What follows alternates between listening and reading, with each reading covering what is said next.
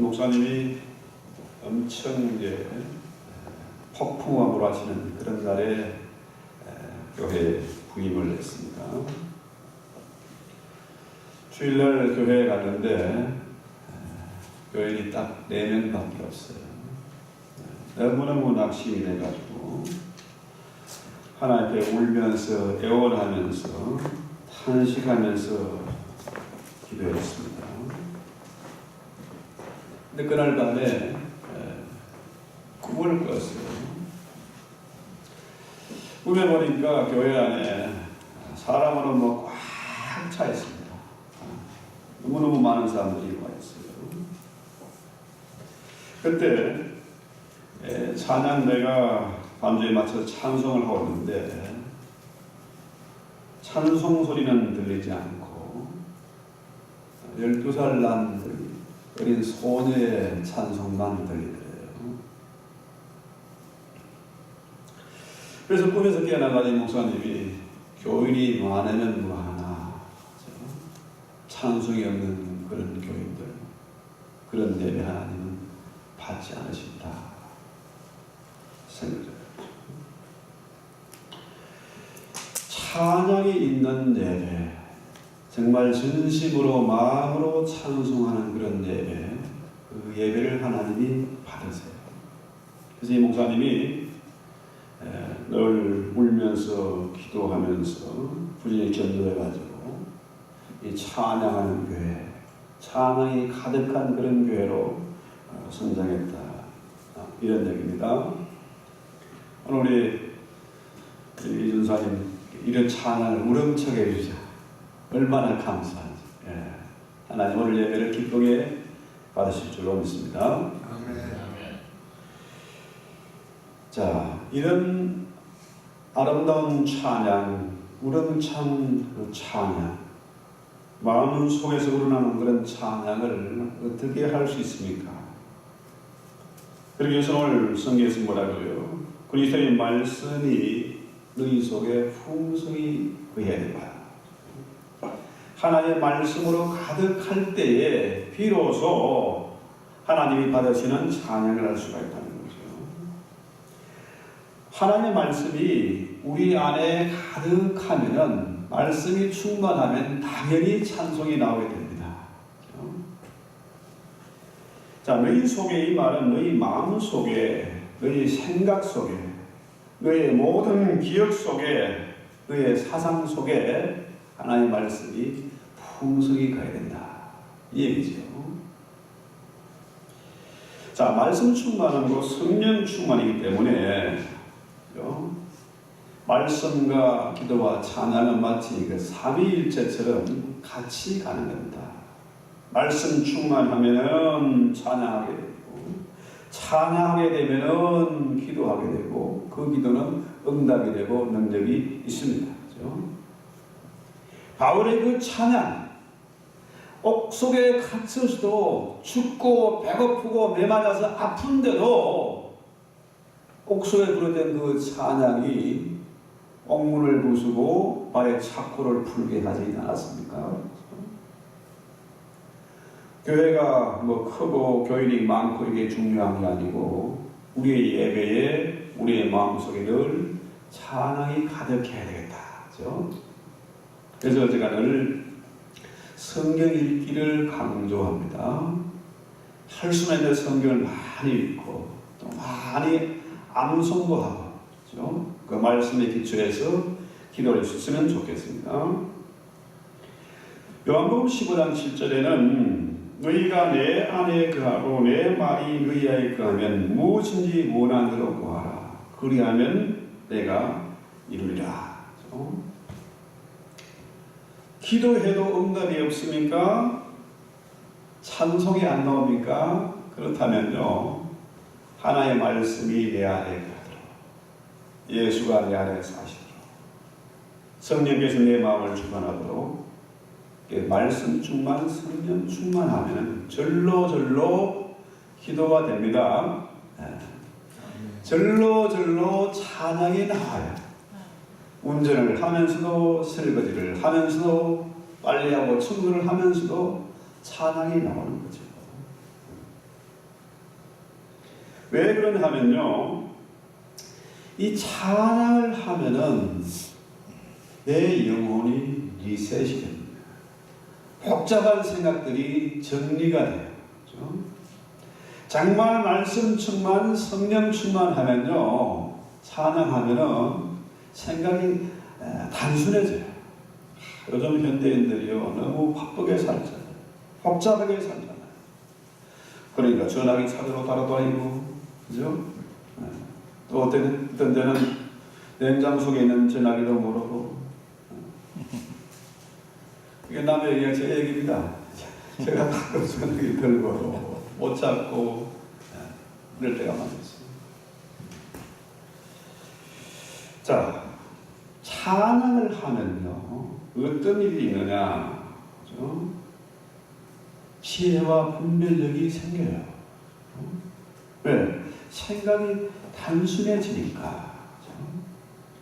시편 119편 98절에 보면은 주의 계명이 항상 나와 함께하므로 그것이 나로 원수보다 지혜롭게 하나이다.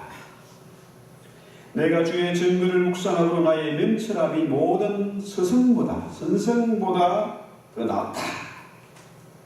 주의 법도를 지킴으로 나의 명철함이 노인들보다 낫다. 엄청난 얘기잖아요. 그러니까 주의 말씀 그 자체가 지혜입니다. 그래서 우리가 험한 세상을 살아가려면, 정말 살벌한 경쟁 시대에 우리가 살아남고 복음을 전하려고 하면은 이방인들보다 더 똑똑하고 더 실력이 있어야 됩니다. 마귀란 놈은, 이 뱀은 참 지혜로운 동물이잖아요. 마귀는 온갖 교묘한 술수와 천냥을 가지고 우리를 할 수만 있는 대로 자기 밥을 삼으려고 하는데, 이 마귀보다 우리가 더 지혜로워요. 문제는 그 내 힘으로 되는 게 아닙니다. 하나님의 말씀이 풍성히 내 안에 거하면은 절로 찬양이 나오게 되고 기도하게 되고 정확한 판단력이 생기게 되고 지혜롭게 되는 겁니다. 이렇게 될 때 우리는 세상을 이길 수 있습니다. 마귀를 이길 수 있습니다. 모든 사람들이 힘들다, 못 살겠다, 아우성을 치지만은 우리는 이 속에서도 주의 복음을 담대하게 전할 수가 있습니다. 그래서 이 지혜를 가지고 오늘 말씀에서 뭐라 그래요? 16절 한번 볼까요? 자, 그리스도의 말씀이 너희 속에 풍성히 거하며 모든 지혜로 피차 가르치며 건면하고 했어요. 자, 나보다 한참 실력이나 지혜나 경험이 뒤처지고 나이 어린 놈이 나를 가르치려고 하면 어떻게 해요? 말이 안 되잖아요. 그죠? 그런데 하나님의 말씀을 늘 묵상하고 찬양하고 기도하게 되면은 정말로 지혜로운 사람이 되고 실력 있는 사람이 되고, 그죠? 또 명철이 선생보다 노인보다 더 낫다. 이런 지혜를 가지고 사람들을 가르치고 건면해야 돼요. 그래서 마태복음 28장 20절에 뭐라 그래요? 내가 너희에게 명령한 모든 것을 가르쳐서 그들로 하여금 그 말씀을 지키게 해라. 이 주님의 지상 최대의 명령이에요. 우리는 하나님의 지혜와 그 능력을 받아서 이방인들을 가르치고 그 말씀을 지키게 하는 그 엄청난 사명을 받은 자들이에요. 그래서 우리의 신앙생활이 늘 말씀과 찬양이 가득해야 되겠다. 그렇죠? 자, 근데 문제는 이게 잘 안 되잖아요. 밤새 끙끙대면서 잠 못 이루면서도 성경 읽기도 안 되고 기도도 안 되고 근심은 하면서도 간절히 기도가 안 돼요. 왜 그렇습니까? 성경 읽는 거, 기도하는 거, 찬송하는 거, 이 마귀란 놈이 제일 싫어하는 거라. 우리의 삶이 영적인 전쟁이기 때문에 쓸데없는 고민하고 근심하고 밤새고 별짓 다 하게 하는 거예요. 왜? 마귀란 놈이 우리의 기도를 방해하고 성경 읽는 것을 방해하고 찬양을 방해하는 거죠. 그래서 우리는 늘 말씀을 묵상하고 기도해서 또 찬송이 생활화될 때에 하나님이 주시는 그 지혜를 가지고 사람들을 가르치고 건면해야 된다. 이 교회 신앙생활에 참 중요한 덕목이에요. 그래서 데살로니가전서 5장 11절에 보면 피차 건면하고 피차 덕을 세우기를 너희가 하는 같이라. 규모 없는 자들을 건면하고 마음이 약한 자들을 안위하고 힘이 없는 자들을 붙들어줘 모든 사람을 대하여 오래 참으라. 그래서 나 혼자 잘 살겠다, 나 혼자 신앙생활했다, 이건 잘못된 생각입니다. 우리가 하나님을 받은 은혜와 그 지혜를 가지고 다른 사람들을 건면해야 됩니다. 엉망으로 사는 사람들을 건면해서 규모 있게 살게 만들어줘야 돼요. 또 그들로 하여금 같이 덕을 세워가도록 우리가 기도해야 되겠다. 그래서 오늘 말씀이 정말 중요해요. 모든 지혜로 피차 가르치며 건면하고 시와 찬미와 신령한 노래를 부르며. 자, 이거 원문을 보면은 모든 지혜로 시와 찬미와 영적인 노래로 피차 가르치며 건면해라. 이렇게 보는 거죠. 이 찬송이 이러면 참 시와 찬미와 신령한 노래 정말 중요합니다. 여러분 아이들에게 한국말을 가르치고 미국에서 오래 살면서 해가 꼬부러진 아이들을 펴는 게 가장 중요한 게 뭡니까? 동요를 가르칠 때 동요를 부르기 참 중요합니다. 한국에서는 아이들 영어를 배우기 위해서 영어 배우기 위해서 선교사를 통해 가지고 영어를 배우고 노래를 배우고 찬송을 영어로 부르고 많이 했지 않습니까? 마찬가지로 아이들에게 한국말을 가르치는 거, 노래, 동요 부르기. 이번에 치마 신부스 또 대회가 있는 거 있는데 포스터 밑에 붙여놨습니다. 이 노래 부르는 게 얼마나 중요하냐. 사람들에게, 아이들에게 가르치고 건면하는 거 아주 싫어요. 왜? 우리 인간이 아담의 후손으로 선악과를 딴 은혜가 하나님이기 때문에 누가 나를 가르치고 잔소리하는 거 너무너무 싫어하거든요. 그래서 저는 가능하면 잔소리 안 해요. 집에서도 안 하고 교회 가서 잘 안 해요. 잔소리할 건 내가 알아서 하고 내가 청소하고 맞죠. 그런데요, 이 노래라는 참 희한한 힘이 있습니다. 그렇죠? 옛날에 박정희 대통령 시절에는 그 새마을운동 노래 부르지 않습니까? 잘 살아보세요 이런 노래들 부르고 노래를 부르면서 반복해서 그 노래를 하면서 사람 국민들의 그 정신을 계몽시키는 겁니다. 군대에서도 군가를 부르잖아요. 아주 그 군인 정신으로 투출하게 무장시키기 위해서 뭡니까? 자꾸 노래를 불러요. 노래를 시킵니다. 저희 집안이 그 동학교 집안이었어요. 우리 할아버지, 정두 할아버지 저 다 1대, 2대, 3대 교우들의 친구였고 이 동학교에 오랜 전통을 가진 그런 집안인데요. 제가 목사가 됐습니다. 근데 고향 마을에 우리 집에 갔더니 어릴 때 그 다락방에 기름종이로 나무 상자에 기름종을 싸가지고 쌓아놓은 그 책 상자가 여러 개가 있었어요. 고향마을에 갔더니 그게 없어졌어. 근데 할아버지 그 책장에 딱 보니까 동학 가사집이 정신문화연구원에서 만드는 가사집이 이만큼 있더라고요. 저희 집에 보관되어 있던 그 책을 가지고 정신문화연구원에서 동학 가사집을 발간한 겁니다. 이 가사집이 동학 가사가 뭐냐 하면은 동학교의 교리를 노래로 만든 겁니다. 옛날에 배우지 못한 사람들, 글을 읽지 못하는 사람들 있지 않습니까? 그런 사람들 상대로 동학교를 가르치고 전파하기 위해서 노래를 만든 거예요. 성경에도 보면 있지 않습니까? 시편이죠. 시편은 뭐 말씀이고 찬양이고 기도예요. 그래서 하나님의 말씀을 찬송으로 만든 게 시편입니다. 그래서 앞으로도 이 성경의 모든 진리의 가르침을 노래로 만들면 좋죠. 그래서 옛날에는 교회 성가대가 뭘 했습니까? 매주 새로운 곡을 작곡해가지고 그 노래를 찬양했어요. 새 노래를 여호와께 찬양하라. 왜 그렇습니까?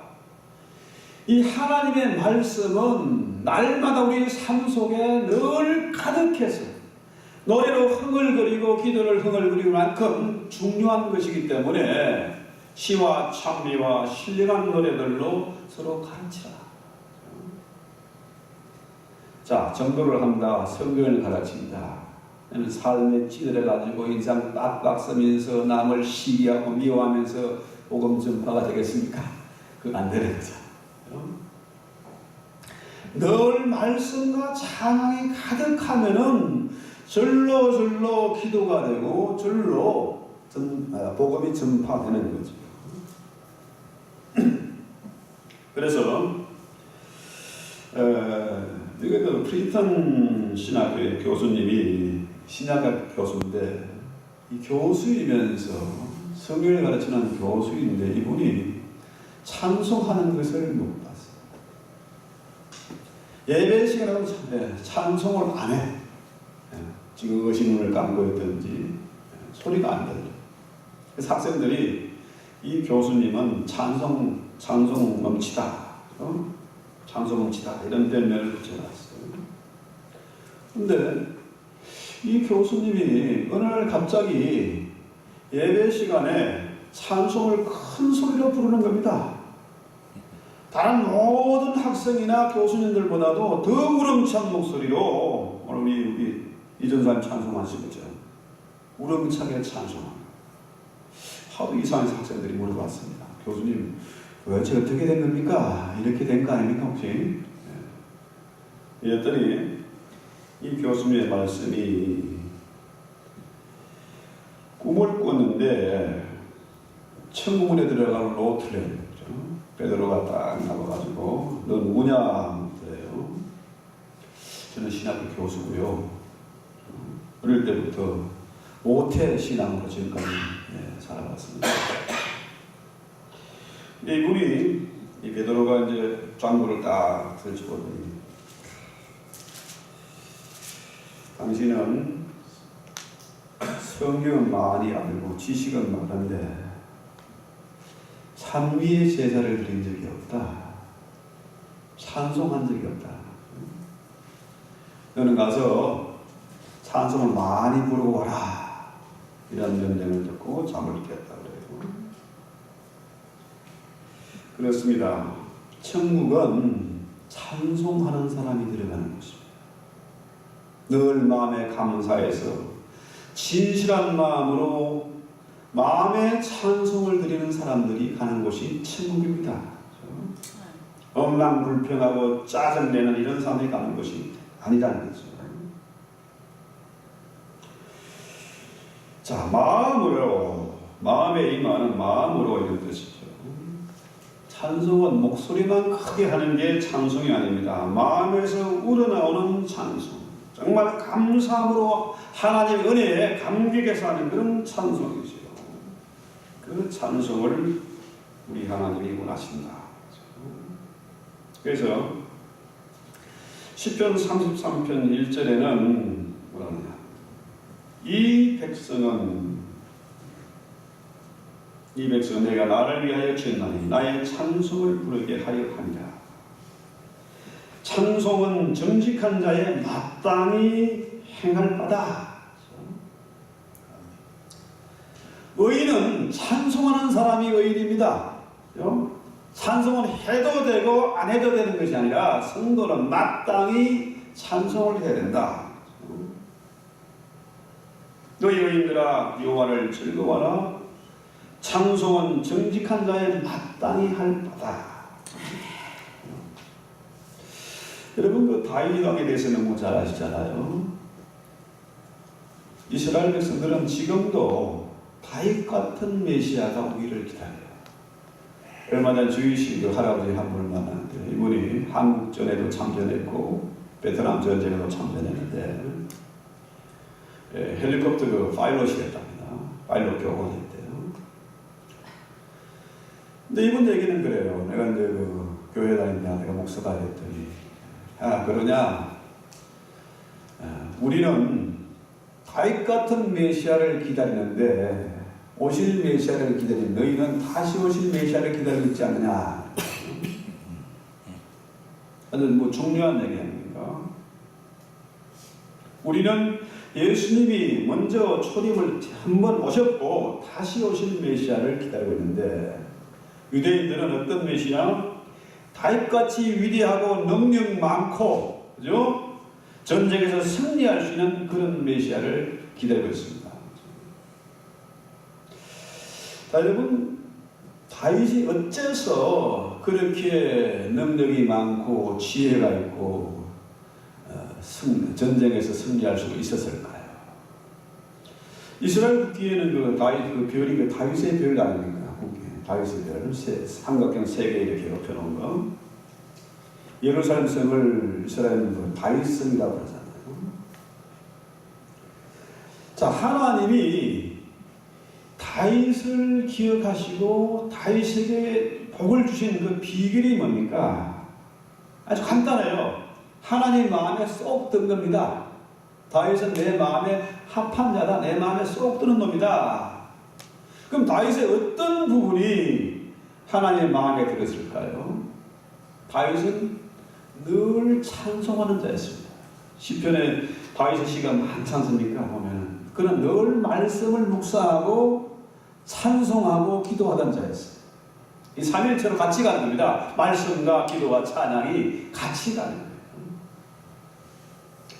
그는 전쟁터에 갈 때도 칼과 창은 안 챙기더라도 비상식량 안 챙겨도 늘 뭡니까? 악기를 가지고 다니면서 찬송했던 사람입니다. 찬송하면요 아주 생각이 단순하니까 어떻게 합니까? 겁이 없어요.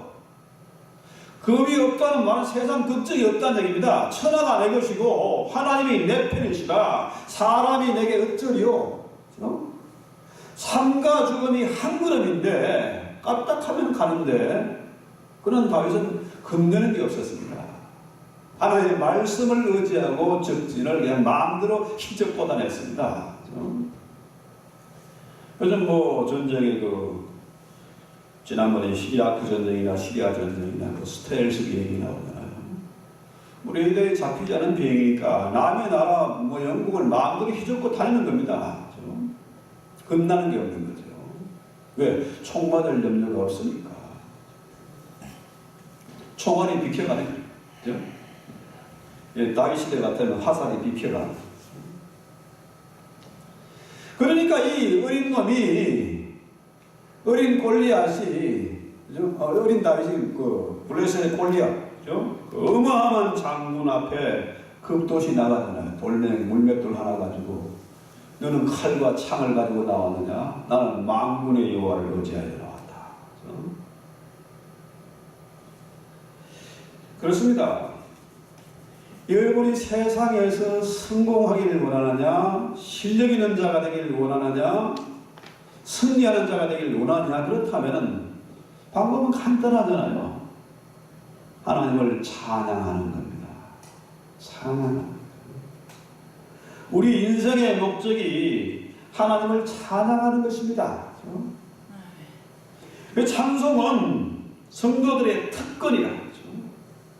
그러니까 이 다윗이 이 비밀을 알았기 때문에 하나님을 찬송했어요. 성경에 뭐라고 그래요? 호흡이 있는 자마다 하나님을 찬양하라. 이 말은 뭡니까? 이 숨이 멎을 때까지 찬송해라는 거죠. 호흡이 있는 자는 마땅히 찬송을 해야 된다. 그래서 히브리 13장에도 우리가 예수로 말미암아 항상 찬미의 제사를 하나님께 드리자. 이런 입술에 열매다는 거죠. 그래서요, 우리가 기도해보지 않은 사람은 기도의 비밀을 모릅니다. 찬송을 해보지 않은 사람은 찬송의 그 비밀을 몰라요.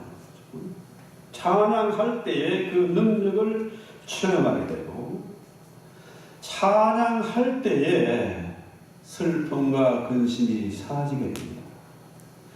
피곤한 자가 독수리에 날개치며 올라갔던 그런 새 힘을 얻습니다. 찬양할 때에 엉문이 터지게 되는 것이고, 찬양할 때에 우리 영혼이 치유가 돼요. 근심 걱정은 그 마음의 그 암이고 독이잖아요. 결국은 거의 모든 병들이 마음의 근심에서 스트레스에서 오는 거 아닙니까? 현대인들이 복잡하게 살면서 얼마나 스트레스가 많습니까? 초긴장 속에 살아가잖아요. 마치 지뢰밭을 걷는 같은 그런 인생을 우리가 살지 않습니까? 이 속에서 우리가 담대하게 영맹하게 살아갈 수 있는 비결이 뭡니까? 찬양하는 겁니다. 찬양하면 불면증도 사라지고 우울증도 사라지는 겁니다. 그렇죠? 실제로 어느 의사 선생님이 실력은 있는데 돈은 잘 버는데 잠을 못 자는 거야. 그러니까 그 부인이 참 지혜가 있어가지고 늘 성경을 읽어주면서 옆에서 찬송을 불러줬더니 6개월 만에 불면증이 사라져. 찬양하면 생각이 단순해서 힐링이 되는 거죠.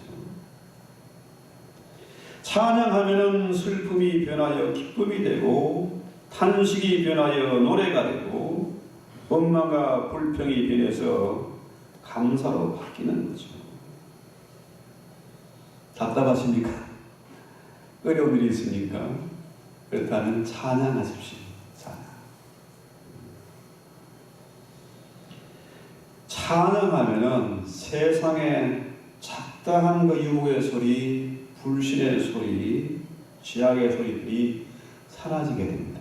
대신에 성령의 세미한 음성이 들리게 돼요.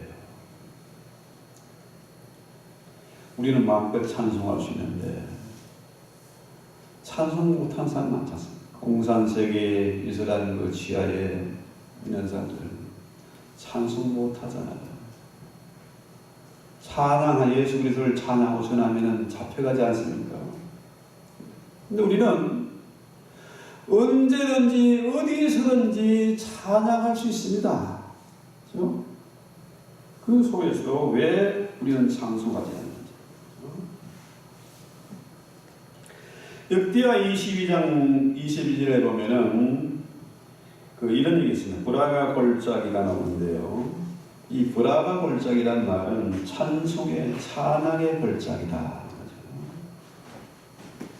여호수아가 올 때에 암몬과 모압 족속들이 앞에서 공격해 오는데요. 그들을 당할 힘이 없어요. 그런데요, 이 찬양을 하니까 하나님께서 그 모든 원수들을 한순간에 물리치고 진멸시켜버렸어요. 찬양하니까 끝나는 겁니다. 원수들이 가장 싫어하는 게 찬양이에요. 그래서 이 전쟁이 너무 싱겁잖아요.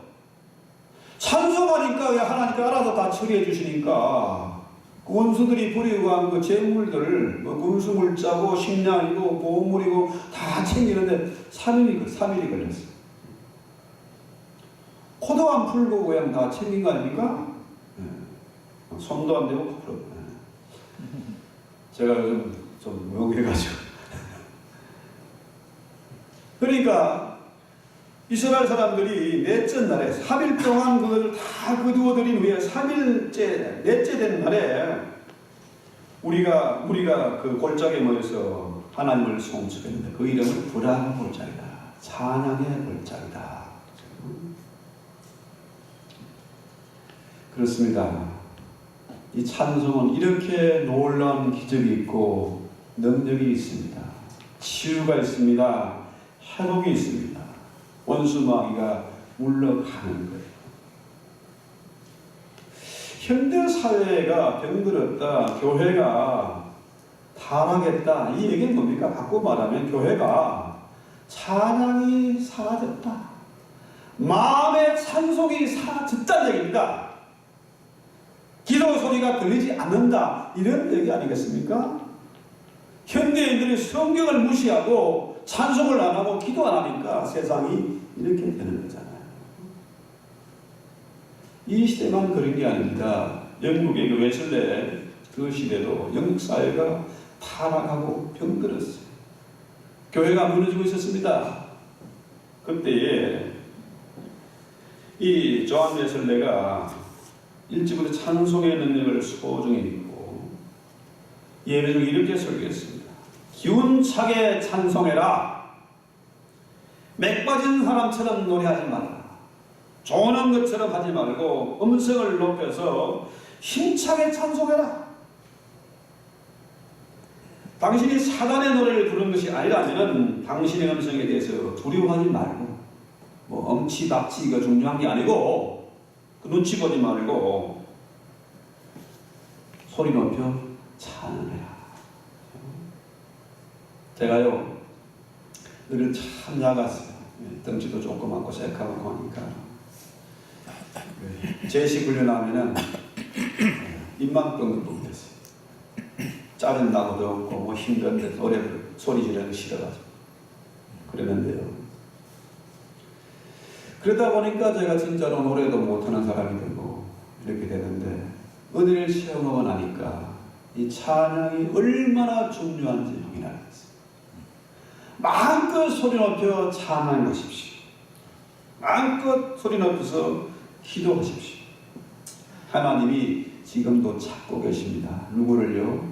마음의 찬송을 하는 자를 찾고 계십니다.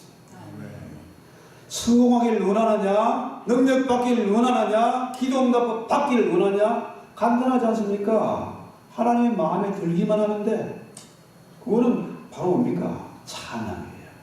우리 찬송합시다.